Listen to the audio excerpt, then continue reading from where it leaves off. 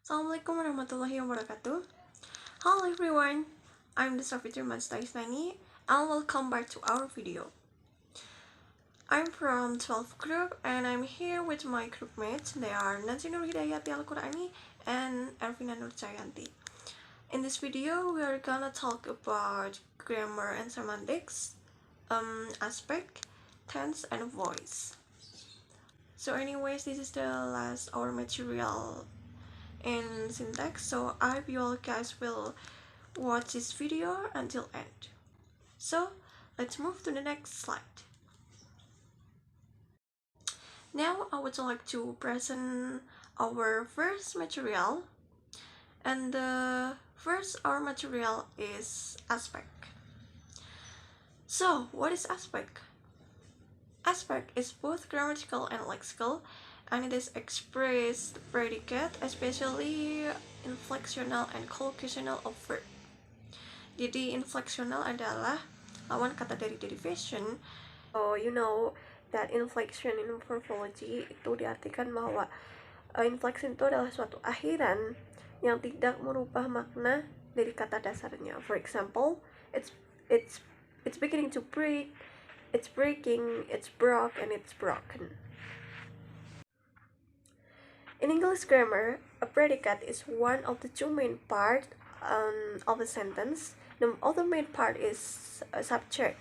And a predicate is usually defined as the word group that comes after the subject to complete the meaning of sentence or clause. Sebagaimana yang telah kita pelajari dalam chapter head and modifier bahwa verb itu memerankan peran sebagai head di dalam clause. The major distinction splitting verbs into two major lexical classes is between stative verbs and dynamic verbs. So, what is the difference about stative verb and dynamic verbs? For the first is stative verbs. So stative verbs, also known as non-action verbs, usually referred to as state or condition which is not changing or likely to change.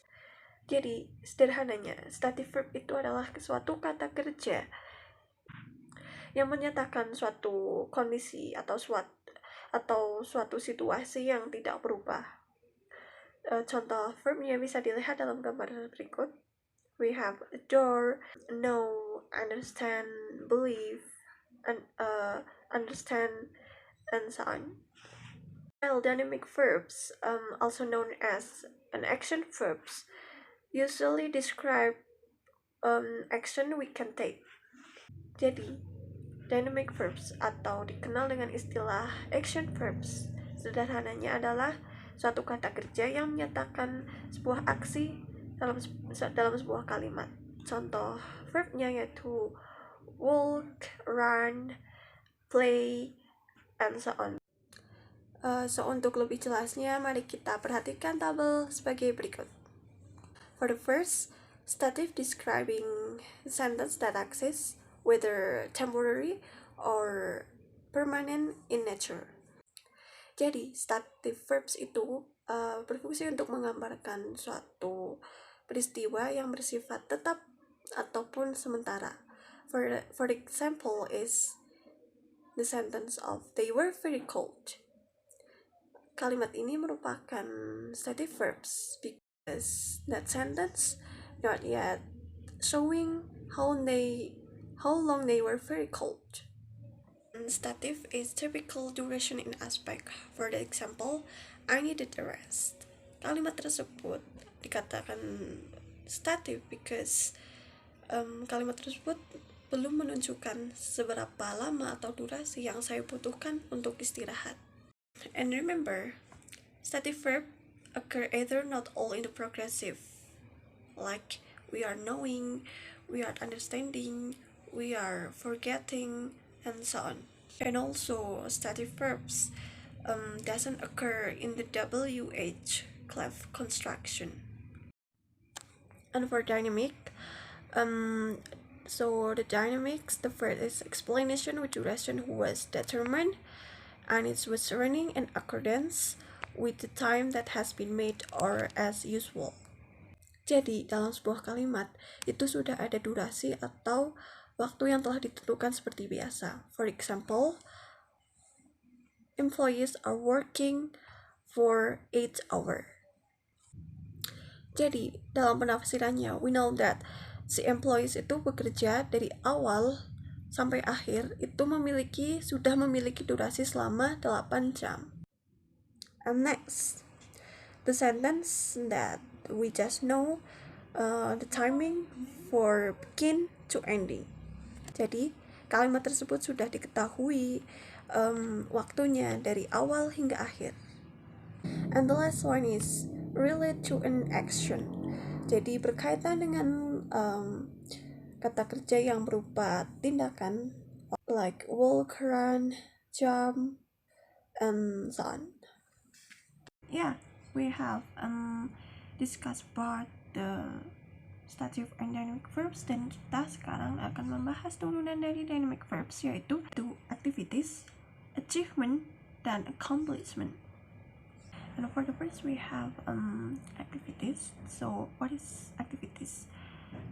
So activities is a verb which denotes situation that is ongoing on the same kind of way over a period of time and as having no built-in boundary. Jadi aktivitas adalah kata kerja yang menunjukkan situasi yang terlihat terjadi dengan cara selama periode waktu tertentu dan tidak memiliki batas bawaan. Jadi yang dimaksud no built-in boundary adalah tidak ada batasan dalam waktu yang telah ditentukan. For example, the dog chased the cat for days. Nah, di sini ada kata for days yang menunjukkan bahwa kucing itu dikejar selama berhari-hari. Tidak ada batasan selama 1 hour, 2 hour, 8 hour, or even 1 day, tetapi pakainya 4 days. Berhari-hari. Achievement. So achievement is a verb that have a well-defined point, but they don't have any duration. An achievement often have to do with beginning or end of an event. Jadi achievement adalah verb yang memiliki poin yang jelas, tetapi tidak memiliki durasi tertentu, dan sering berkaitan dengan awal atau akhir suatu peristiwa. For example, the dog caught the cat. Dan kalimat tersebut mengindikasi bahwa sebelum peristiwa pengejaran si kucing, ada peristiwa pengejaran terlebih dahulu.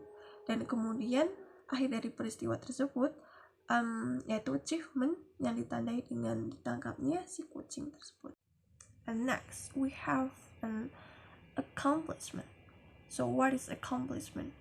Accomplishment is a verb that have a built-in boundary and related to situation with two components, an activity phase and then closing phase. So accomplishment adalah kata kerja yang memiliki batas bawaan that have a built-in boundary, jadi ada batasan waktu tertentu dan terkait dengan situasi dengan dua komponen, yaitu fase aktivitas dan kemudian fase penutup. For example, the beaver built a dam.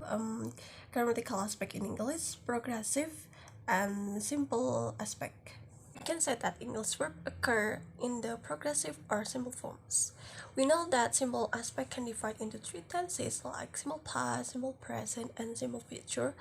Likewise, we can divide the progressive, also called continuous tense, aspect into 3 tenses like past progressive, present progressive, and future progressive. So, the progressive is syntactic construction consisting of be plus the participle in ing and the progressive aspect describe ongoing that began. Seperti contoh di gambar, Jane is visiting Emma. Kalimat tersebut menyatakan Jane sedang mengunjungi Emma dan kejadiannya sedang berlangsung di waktu itu juga. And the second one is the simple form, consists of just the verb plus the suffix whose central or prototypical forms are s or ed. We know that akhiran s adalah salah satu rules untuk simple present jika subjek itu berupa he, she, it. Maka verb wajib ditambah s. Okay. Dengan kata lain, the simple present is used to describe facts and habits. Contohnya bisa dilihat, Jane visits Emma. While simple past is used to talk about a completed action that has already happened. Contohnya, kalimatnya bisa jadi Jane visited Emma. Okay, that's enough for me. Thank you very much for your good attention. Forgive me if any mistake, and the next material will be delivered by Nancy. See you. Assalamualaikum warahmatullahi wabarakatuh. My name is Nancy Nurhidayati Al-Qurani. I'm from English Department 5B. Here I will explain about things in English in grammar and semantic.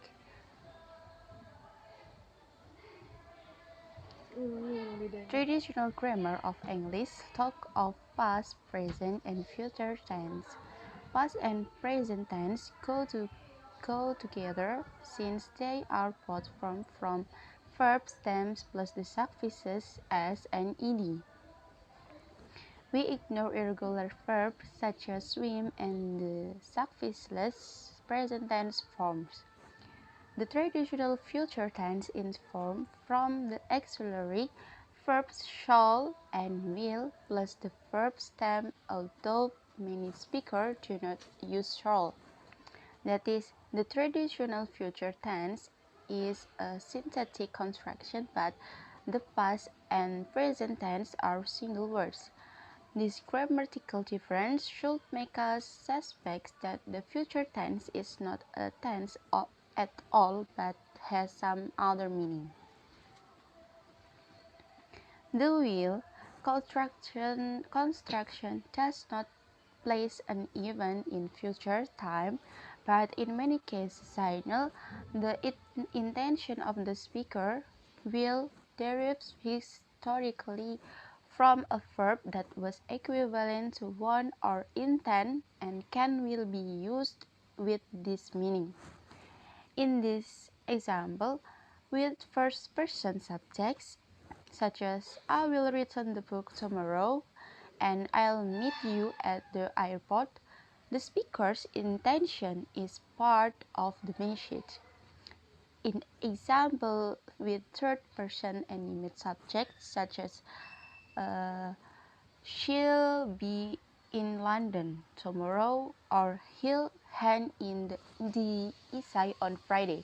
The speaker may be talking about the third person's intentions, but may just be making a prediction about a future event. In example, with third person in animate subjects, it is difficult to find a reference to intention. The snow will arrive tomorrow is simply a prediction. The complex interpretation of the future tense constructions is not unique to English. In many Indo-European language, speakers and writers typically refer to future time with the verb of movement. Many instances of a future tense derive historically from verb of obligation, French, or from verb volition, Bulgarian, modern Greek. Some Native American languages in North America have sets of verb forms that are used for presenting situations as remote from reality, as unreal or irrealist. These forms are also used for referring to situations set in future time. Talk of future events in terms of intention and obligation because future time, unlike past and present time, cannot be inspected. Even where verbs of movement are used, as in I'm going to take the weekend off and start offers on Monday, there is a strong element of intention. Where future events are presented by means of present tense verb, the event referred to must be part of a schedule or plan that would only fail to operate in most unusual circumstances. This for the example. Speakers who utter example 15A or 15B place the football match the departure for Paris in present time because events are known, arranged, and regarded as inevitable. They are in the speaker's present time. In contrast, 16th in most contexts is impossible because outside the world of James Bond films, human beings cannot control the fullness. Okay, continue to English perfect. Another synthetic contraction central to the tense aspect system of English is the perfect. This example 17. The snow has blocked the track. Analysts have found it difficult to classify the perfect as an aspect or a tense. I has two constituents, a has or have and a past participle, here blocked. The label participle is not helpful. It derives from the Latin words meaning take part or participate and is supposed to reflect the fact that in, for example, the perfect construction, words such as plucked participate in two word classes. Plucked is related to the verb pluck, but it is itself a sort of adjective. Compare the plucked track. The participle indicates an action that is complete, and this is why the perfect looks like an aspect but has signal present time, and this makes the perfect look like a tense. On the assumption that someone contraction may simply in the intermediate, we make no attempt here to solve the problem. The perfect in standard written English has four major uses. This the example 18A to D go from the most accessible to the less accessible consequence. The speaker who utters 18A has the finished thesis to show on this or in paper form. If 18B is uttered, the listener knows that the minister is there with them. The speaker who utters 18C is saying, I start work is 6 hours ago and as you can see, I am still here. Mission unaccomplished. The consequences of these three examples are visible, as are the consequence of 17, another resultive. The consequence of 18D are not so obvious. The question is about a possible visit at an unspecified time in the past. Hence, the term in the indefinite anterior. The answer, yes, I have been there, does not specify a time but merely contains an assertion that a visit to doubtful sound took place.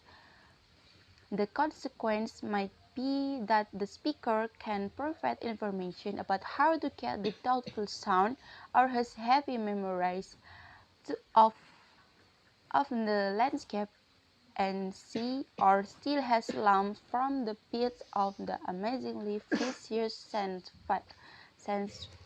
lights. The English perfect has been subject of much debate and analysis, and we can do no more than indicate the main points. We close this section with comments on three aspects of the English perfect that are in need of investigation.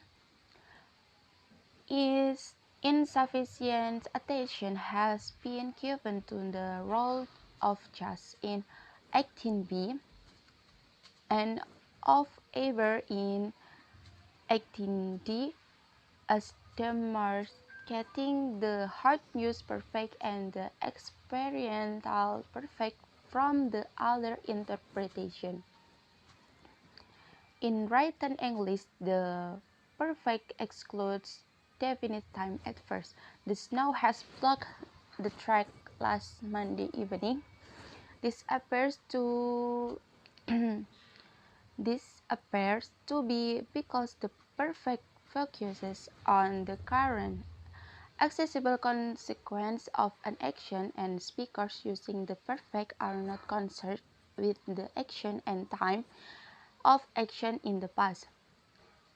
In spoken English, particularly spontaneous spoken English, this exclusion of definite past time adverbs is beginning to break down. You have for this example the 19th. Finally, we should note that the past participle were originally resultive, that is, they express the result of a complete action. The participle survive in a number of resultive constructions, not just in the resultive perfect. Examples are given in 19. There are all examples taken from spontaneous speech. I think enough. That's all from my presentation. I'm sorry for all of my mistake. Wassalamualaikum warahmatullahi wabarakatuh. Okay, I'm Ervina Nurjayanti. I will continue this presentation. Voice. Voice is distinct from tense and aspect. Jadi voice itu berbeda dari tenses dan aspect. Voice is the most complex construction conceptually. Voice adalah konstruksi yang paling kompleks secara konseptual. The category of voice has to do with the different construction available for taking an event or state and presenting it from different perspective. Jenis voice itu berkaitan dengan konstruksi berbeda yang berfungsi untuk mengambil suatu peristiwa atau keadaan dan menyajikannya dengan perspektif yang berbeda. Voice person even from different perspective, active voice, passive voice, and middle. Jadi voice dibagi menjadi 3, yaitu active voice, passive voice, dan middle. Then the passive voice present and even having the patient in subject position. Passive voice menyajikan peristiwa yang menempatkan pasien pada posisi subjek. Only transitive verb can be marked in the passive voice. Jadi hanya kata kerja transitif yang dapat ditandai passive voice. Kata kerja transitif itu kata kerja yang membutuhkan objek. All verbs with the exception of a few idiom occur in the active voice. Jadi passive voice itu meliputi semua kata kerja dengan beberapa pengecualian ya dalam idiom yang terjadi dalam active voice. The passive voice is marked with the auxiliary verb be and the ending ed, t, d, ren. Jadi passive voice itu ditandai dengan kata kerja bantu be dan akhiran ed, t, d, ren. For the example, the book was read by Harry. The book was written by Harry. Harry manuscript was burned. Then, get passive. Get passive is a passive voice in English that doesn't contain to be but contains verb get. Jadi get passive itu adalah passive voice yang tidak mengandung to be tetapi mengandung kata kerja get. The get passive commonly used in speaking or of events that are negative or not desired. Jadi get passive itu biasanya digunakan dalam membicarakan peristiwa yang bersifat negatif atau tidak diinginkan. For example, the vase was broken. It describes an event or a state, someone broken it, or it is conditional is broken. Jadi vase pecah. The vase was broken, vase pecah. Ini tuh menggambarkan suatu peristiwa atau keadaan seseorang memecahkannya atau kondisinya itu udah dari awal udah pecah. The second, the vase got broken. It describes an event, maybe it fell down and broken. Vase itu pecah. Ini menggambarkan suatu peristiwa, mungkin vasenya itu jatuh lalu pecah gitu. Then the middle. The middle, which corresponds to the action name given to the equivalent construction in classical Greek, capture the idea that this construction is neither fully active or fully passive, but in the middle. Jadi kata middle itu berasal dari bahasa Yunani klasik yang menyatakan bahwa konstruksi ini tidak sepenuhnya aktif atau pasif, tetapi ada di tengah-tengahnya. Middle is related to the properties of entities or to single event. Jadi middle itu berkaitan dengan properti entitas atau peristiwa tunggal. Many middle have what is called as episodic interpretation, that is, they denote a single episode or event. Middle ini memiliki apa yang disebut sebagai interpretasi episodik, yaitu middle itu menunjukkan satu episode atau suatu peristiwa.